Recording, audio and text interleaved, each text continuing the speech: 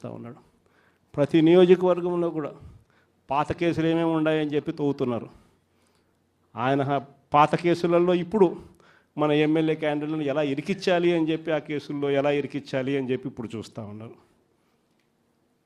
ఏ తప్పు జరగకపోయినా కూడా యాక్టివ్గా ఎవడైనా కార్పొరేటర్ ఉన్నా, ఎవడైనా ఎంపీటీసీ ఉన్నా, ఎవడైనా జెడ్పీటీసీ ఉన్నా, లేకపోతే ఎవరైనా లీడర్ ఉన్నా సరే విజిలెన్స్లో ఎలా ఇరికించాలా, తప్పుడు కేసు ఎలా పెట్టించాలా అనే సంస్కృతితోనే ఈరోజు పాలన సాగుతూ ఉంది.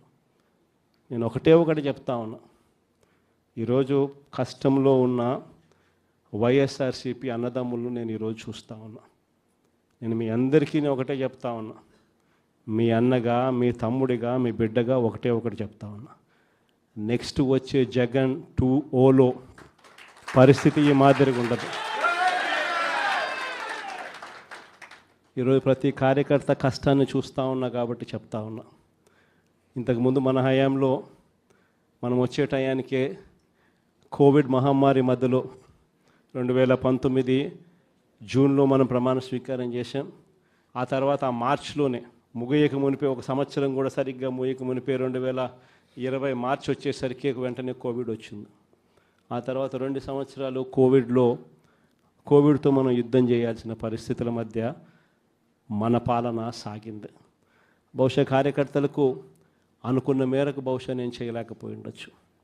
కానీ ఇవాళ ఒకటే చెప్తా ఉన్నా, ఈరోజు ఈ కష్టాన్ని చూసిన వ్యక్తిగా చెప్తా ఉన్నా, రేపొద్దున ఇలా ఉండదు.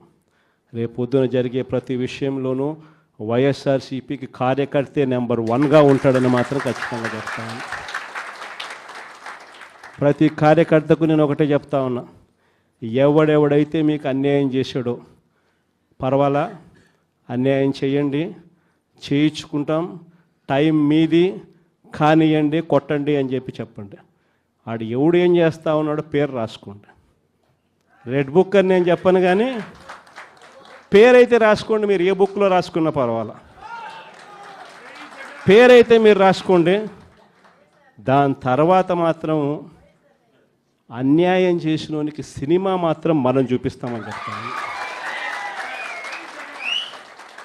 ఆ మనిషి రిటైర్డ్ అయి ఉన్నా కూడా లాక్కొని వస్తా, ఆ మనిషి దేశం విడిచిపెట్టిపోయినా లాక్కొని వస్తా.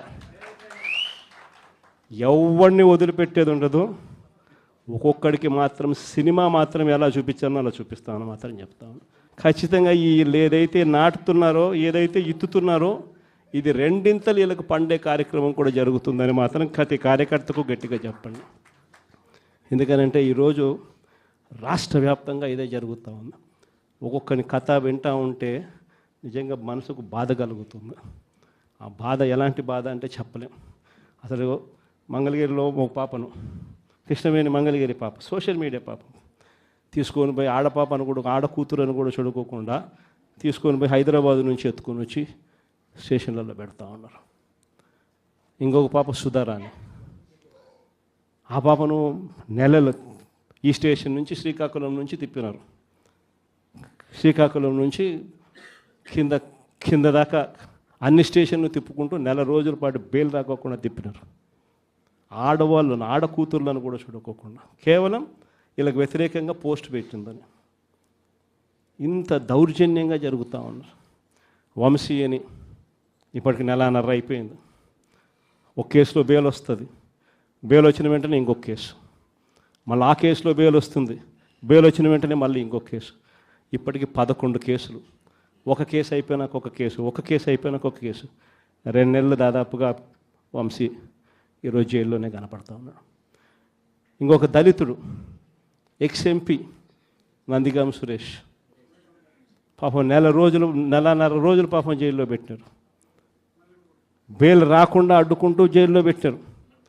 మళ్ళా చివరకు కోర్టుల ద్వారా ఎంతో కష్టపడితే బెయిల్ వచ్చింది.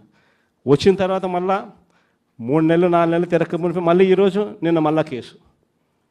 వాళ్ళ ఇంటి దగ్గరికి ఒక వ్యక్తి వచ్చి దళితులని కూడా చూడుకోకుండా ఆ మనిషిని ఈయనే తిడతాడు. ఎందుకు నన్ను తిడుతున్నావు అని చెప్పి ఈయన ప్రశ్నిస్తే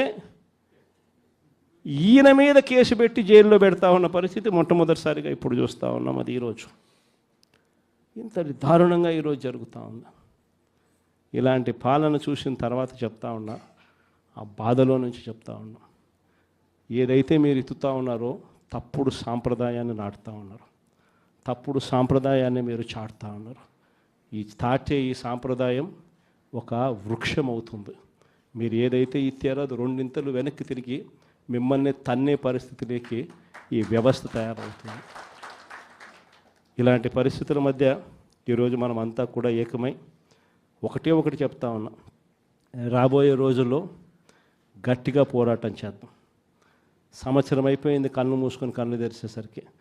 ఇక కళ్ళు మూసుకొని కళ్ళు తెరిచేసరికి మరో 3 సంవత్సరాలు కూడా అయిపోతే దాని తర్వాత మాత్రం వచ్చేది మన ప్రభుత్వమే. మంచి రోజులు ఖచ్చితంగా మనకే వస్తాయి. ఒక చీకటి అయిపోయిన తర్వాత ఒక పగలు రాక తప్పదు అన్నది ప్రతి ఒక్కరూ గుర్తుపెట్టుకోమని ఈ సందర్భంగా కోరుతాను.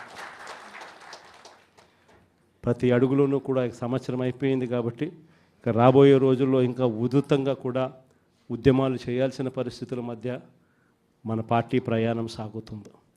ఈ లోపల మనం గ్రామ స్థాయి దాకా కూడా మనం వెళ్ళిపోయి గ్రామ కమిటీస్ ఫామ్ చేసుకోవడం దగ్గర నుంచి మొదలెట్టి బూత్ కమిటీస్ ఫామ్ చేయడం దగ్గర వరకు కూడా పూర్తిగా మనం చేసుకోవాల్సిన కార్యక్రమాలు, ఏర్పాట్లు అన్నీ కూడా వ్యవస్థీకరణగా మనం చేసుకునే కార్యక్రమం మనం చేసుకుందాం.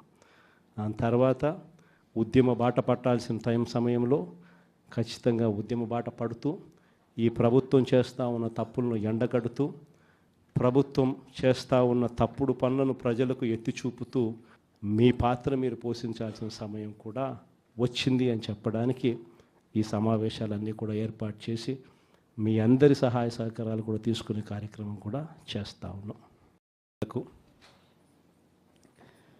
పార్వతీపురం కౌన్సిలర్లకు, కోనసీమ జిల్లా రామచంద్రాపురం నుంచి వచ్చిన కౌన్సిలర్లకు, సత్యసాయి జిల్లా రామగిరి మండలం నుంచి వచ్చిన ఎంపీటీసీలకు, అదేవిధంగా పాలకొల్లు నియోజకవర్గం యలమంచి మండలం నుంచి వచ్చిన ఎంపీటీసీలందరినీ కూడా మీ అందరితో కూడా ఈరోజు సమావేశం కావడం చాలా ఆనందంగా ఉందని చెప్పడానికి సంతోషపడతా ఉన్నా. ఎటువంటి పరిస్థితుల మధ్య ఈరోజు మన రాష్ట్రంలో మనందరం ఈరోజు ప్రయాణం చేస్తూ ఉన్నాము అన్న సంగతి నాకన్నా బెటర్గా కూడా మీకే బాగా తెలుసు. ఎందుకనంటే ఈరోజు ఒక రాక్షస యుగంలో ఉన్నాం. మొన్న ఎవరో నా దగ్గరికి వస్తూ ఉన్నప్పుడు కూడా నేను ఏదో అంటా ఉంటే, కలియుగంలో రాజకీయాలు చేయాలి అని అంటే ఈ యుగం చంద్రబాబు యుగంలో రాజకీయాలు చేయాలి అని అంటే ఈ రాజకీయాలు చేసేటప్పుడు కేసులు వేస్తారు అనే భయం లేనప్పుడే రాజకీయాలు చేయగలుగుతాం. జైళ్ళకు పంపినా కానీ పర్వాలేదు చంద్రబాబు నిన్ను ఎదుర్కొంటామనే ధైర్యం ఉంటేనే రాజకీయాలు చేయగలుగుతాం.